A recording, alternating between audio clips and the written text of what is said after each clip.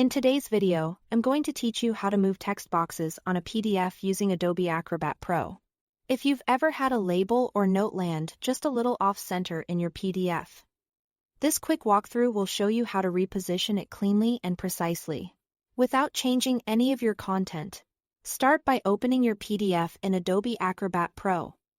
Once the file is open, head to the Tools tab along the top. From there, select Edit PDF. This switches Acrobat into edit mode, which makes text and other elements on the page selectable. You'll know you are in the right place when you see editing options appear on the right side and when hovering over elements changes your cursor.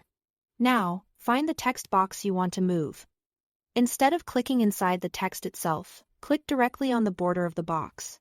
When you've selected it correctly, a bounding box with small circular handles will appear around it. Those handles indicate the edges you can resize. But for moving the box, focus on the border as a whole. If your cursor turns into a text caret when you click, that means you clicked inside the text area. Press Escape, or click the edge to switch from editing text to selecting the object.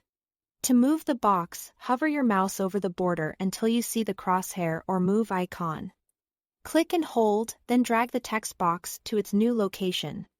As you drag, keep an eye on the alignment of nearby elements so it sits exactly where you want.